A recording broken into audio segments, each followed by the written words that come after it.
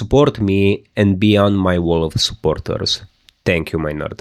I recorded this video, my dear nerds, not once, not twice, but 3 freaking times. Because I want to talk with you fine creatures, I assume you're meat-based creatures, about the PSP Go and the RG Slide, which I actually managed to open it. These two seemingly immensely different handhelds, they have the same DNA. Obviously, the RG Slide is heavily inspired by the PSP Go, but I've stood in these last few days trying to figure out my thoughts, trying to figure out what makes me like each, and with each day, my thoughts about them changed. That's why I needed to film this over and over and over and over again. You know, what's the definition of insanity? Start a YouTube channel and then film the same video over again. You're totally gonna be sane after this. I obsessed over these two handhelds so much that I could have become best friends with Nietzsche. So, I want us to start with 3 categories. I think this is the best way to analyze them and dissect them and compare them. We're gonna talk about portability, practicality, and of course future-proofing. And of course, with portability, that's not gonna be a freaking surprise. The PSP Go is to this date one of the slimmest and most pocketable and portable handhelds that your lucky meatbag hands would have the honor to ever hold in their life. Just look at this. It's portable as all heck. We kinda have one of the first generation numbsticks, which we saw on the PSP and PSP Go. I don't know what happened. I used to love this. Now I'm really not crazy about it at all. Maybe I was spoiled with better sticks.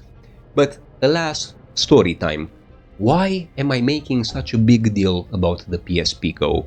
Because of trauma, my dear nerds. Back in 2018, I used to have a mint condition black PSP Go like this one, and I loved it. But for some reason, because I'm an idiot, that's the only reason actually, I sold it. And I sold it for the most dirt cheap price ever. I sold it for the equivalent of... prepare for this. $48. And it was so freaking good, not even a single scratch on it. So for this video, I had to ask one of my very good friends, he's known as Skeptic in my Discord server, which you should join by the way, there's a link in the video description, and I was like, hey, can you borrow me your PSP Go unit? And the guy was awesome and said yes, so here I am, and I can now compare these two with you, my dear nerds. Coming back to the portability part, if I were to compare the PSP Go with any modern handheld, like the Mio Mini even, or the Mio Mini Plus, I feel like this is more portable than almost any handheld out there, simply because it collapses into what essentially is not really a thick rectangle with rounded corners, which is the best kind of rectangle. Look at it near the Mio Mini or compared to the Mio Mini Plus. You know, it's actually a bit slimmer than the Mio Mini Plus, and I would say less thick. Yeah, a bit less thick in the thickest part here. It's smaller than the Mio Flip when it's opened, but that's to be expected. And you also have this thumbstick over here. But a decent comparison, because this is a PSP console, would be this bad boy, which is kind of a clone. This is the Retroid Pocket 5, and you wouldn't be wrong to compare it to a PS Vita. It has a lot of cues taken from the PS Vita. And just look at how small this is. But these handhelds, this quick comparison is entirely secondary. In the future, 13 years later, I think the PSP Go was released in 2012, Anbernic came out with the Anbernic RG Slide. This totally not pocketable, kind of monster of a unit. Just look at this compared to this, so you get an idea of the difference here. the PSP Go is a baby handheld compared to the RG Slide. They should be in totally different categories. You would think that these two cannot be directly compared, but you are wrong, my dear nerds. Listen to me, I'm a retro YouTuber, which makes me somehow a professional. But the RG Slide, even though it's a big chungus, and even though it loses on the portability front, it still brings in a lot of practicality, and this is the part that I want us to talk about next. You see, with the PSP Go, if you're a very, very horrible person and if you want not to ever go to heaven, you can mod this and you can install a lot of PSP games, as you would expect, but also emulators. You can emulate Game Boy, you can emulate SNES even to an extent. Not all of SNES games work at full speed. You can emulate NES, and you can even take advantage of some ports like Italian Plumber 64, which was ported to the PSP. And you can have a good time with this. But at the same time, even though the PSP Go is, in my own humble opinion, an exceptional good piece of hardware, it's dated by this point. You have a proprietary charging plug here, so no USB-C love or even micro USB. But you do have a headphone jack, you can put micro SD cards in this with an adapter. You can technically make it work, but there are exceptions that you should know about, like the battery is non-standard. The battery, after 13 years of this hibernating and sitting on a shelf, well, you can't expect the same battery life as when this thing was released. You can hack it with buying third-party batteries off AliExpress, but honestly, I love the PSP Go, but you are maintaining an original piece of old hardware here, and this is how you should view it. On the other side, though, the practicality part of this, of the Anbernic RG Slide, is kind of way better, because you have, this has a battery that you can easily purchase from AliExpress, which is good. You have way more emulation potential, like for example, I have PSP here, I own all of these games, so Italian authorities, stay away from me, even though I'm not Italian. And you overall have a lot more liberty. You can emulate kind of everything under the sun, including up to some Nintendo Switch games, but you can also play PSP games on this, and I think that's actually a very good thing to do. Even though we have a 4x3 4.7 inch screen here, which is way better and way bigger than the 16:9 screen on the PSP Go, and you'll have to sacrifice a bit of image fidelity by stretching to fit your PSP games. You know, grow up, do it, enjoy the evil. Like me, stretch your games. Who cares about integer scaling, my dear nerds? If you care, don't unsubscribe. I still love you as you are. You see, it's not so bad. Just look at the stretched image on the RG Slide. You can totally embrace this. Look at Kratos, he has a very long face now. It's not the end of the world, I'm just saying screen real estate is there to be enjoyed. And a 4x3 aspect ratio screen for PSP is actually usable. I know, controversial opinion, a lot of people in this niche, in this hobby of ours, would just think that I've now said something very sinful, very, very horrible, but this is not the case. You can totally enjoy PSP games on the screen. Do not let anyone tell you otherwise. The difference is that besides PSP, this is also like a PlayStation 2 slide. I hate using this term. I think it's tacky and kinda stupid, but if you ever fantasized about a PSP Go version of the PS2, I think Anbernic basically nailed it here. In fact, now that I think about it, I think this is what they wanted to create. It's just that they didn't market it properly. They should have called it PS2 slide, Anbernic PS2 slide. Though, kind of treading close to copyright, but yeah, it would have gotten the message across. When it comes to future-proofing as well, my dear nerds, well, it's not a competition here. As much as I love the PSP Go, like I said, you're basically maintaining an old piece of original hardware. An exceptional piece of original hardware, nobody would ever say otherwise. I, to this day, think this is the best PSP that Sony ever released. Better than the PS Vita, better than any other PSP Go before it. I loved it, even though people cried over the lack of a UMD disk slot. Sony was living in the future when they made this. They got a lot of things right, but back in 2012, people didn't appreciate them. And this is the truth. Now, when we look at this, how beautiful is it that this doesn't have a disk slot? Makes it perfect in case, again, you're evil and you're decrepit and you want to mod it to put games on it. It makes it perfect for that, but don't do it. I do not encourage that. You saw that Italian YouTuber. I don't want to replicate that.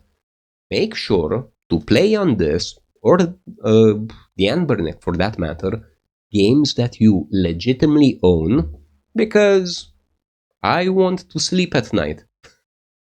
And when it comes to future-proofing, Anbernic thankfully standardized quite a bit of components in their handheld models, meaning that in case you want to change the battery at one point, that's not hard to find. In fact, it's very easy to find, and it's very easy to replace, unlike the PSP Go, which would give me way more anxiety. Here you just take out the 4 screws, the battery would be on a 4-pin connector, and that's basically it. But, of course, going back to practicality a bit, I'm jumping and flip-flopping between the two like I'm an undecided teenager. I wanted to also talk about this thumbstick. Back when I had the PSP Go, I wasn't really into emulation devices yet, even though I totally and legitimately emulated games that I had on this, and I enjoyed the little numbstick. Now, because technology allows us to have better sticks, I just want to let you know that the difference between these Anbernic sticks, which are the same ones like on the Anbernic RG557, they are a night and day difference. Night and day, my dear nerds, compared to this, and I hate saying this about the PSP Go, but compared to this sad numbstick, full-on sticks with L3 and R3 support, they are just immensely more precise and immensely more comfortable when you play with them. It's just a no contest thing. They are just they feel divine almost. Like, look how easy and smooth they move with my fingers. Here, if I try to move the num, I can, but I feel like the console itself wants to move from the table from the pressure that I'm applying here. And another thing about future-proofing, and this is very important, my dear nerds, is where you can actually get them. You're gonna risk yourself with getting a PSP Go because you'd have to go in the second-hand market. You don't really know if the person that you're buying from would try to, cheat you and to take advantage of you by sending you a unit with a hidden defect. Whereas the RG slide you can buy from AliExpress. And yes, I'm recommending AliExpress over the actual Anbernic website, because with AliExpress, you can actually avoid that shipping cost that you would pay on the Anbernic website. And besides that, AliExpress also has a lot of coupons. With those coupons, you can drive the price down even further. In fact, I'm gonna have some coupons in the video description of this. Just click that link and you're gonna get the RG slide most probably considerably cheaper than from Anbernic themselves. Just a bit of wisdom that I wanted to pass on to you, because I'm a freaking cheapskate even when I'm not doing this channel, and I get excited when I save money, and I assume you're a fellow cheapskate as well. If not, you should totally be. Are you made of money or something? I don't think you are. So, concluding the future-proofing thing, the fact of the matter is that right now there's logistic channels. You can buy this handheld for new, whereas you would have to be very careful when you buy a second-hand unit of the PSP Go. And there's also the thing with components. Like I said, you can buy batteries pretty easily for the RG slide.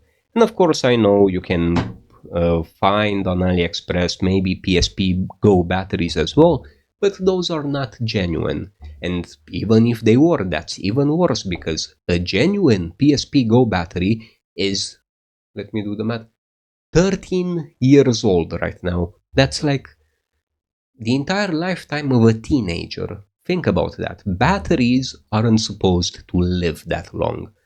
So, to conclude my whole little rant here, my dear nerds, I still love the PSP Go. I love this. I am thankful for Skeptic for sending me his review unit. The PSP Go will always have a special place in my heart. However, in 2025, this is way more modern in every way. Of course, it loses on portability. Like, I cannot start to compare these without... come on, camera, sit still.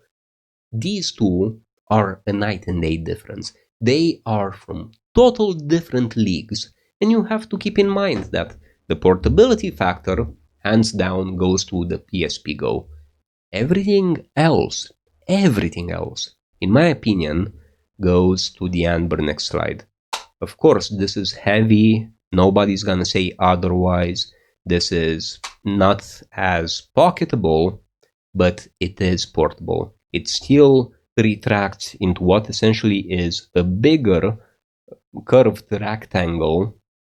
Again, I know curved rectangles don't exist, leave me alone.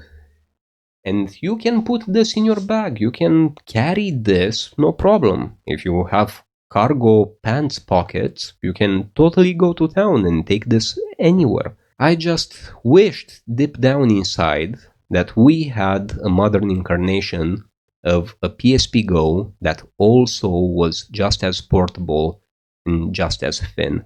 But realistically, I don't think we're gonna get that. And the RG slide is the best we have right now. And we need, in my own humble opinion, my dear nerds, we need to stop being spoiled little brats. And we need to appreciate this huge chungus for what it is. It's the only emulation handheld that can do this. How nice was that?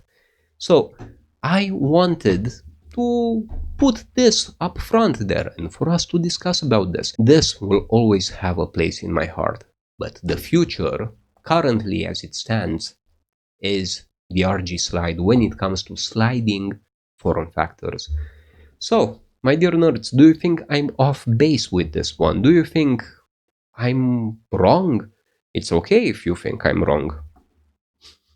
It's very hard to see the PSP Go in a modern context. The PSP Go was always amazing for what it was. However, now because we have the power to emulate, simply out of virtue for that power alone, the RG slide needs to be viewed as a natural continuation, as an homage to the PSP Go. We need to let the PSP Go rest. We need to let it enjoy its retirement. And the new slides should, what's the word that I'm looking for? Flood the market. I want the RG slide to be one of the first of many slide handhelds that would appear. I don't think that this would happen, but alas, one can hope. Anyway, my dear nerds, my recommendation between the two: respect the PSP Go, put it on your shelf, hang it proudly, But if you are to buy a sliding form factor in 2025 or 2026 or whenever you watch this, I want that evergreen views. If you are to buy an RG slide now, a sliding handheld now, you need to buy this one, simply because one is modern and one is not. So, skeptic, I'm sorry. I know you wanted me to be on the side of the PSP Go. I am. However, the fact of the matter is that when it comes to performance and emulation, the PSP Go, beautiful as it is, it still has, well, it's old by this point. And because it's old, it needs to be respected like a very, very highly accomplished elder person. But the highly accomplished elder person needs to leave room for the new kids.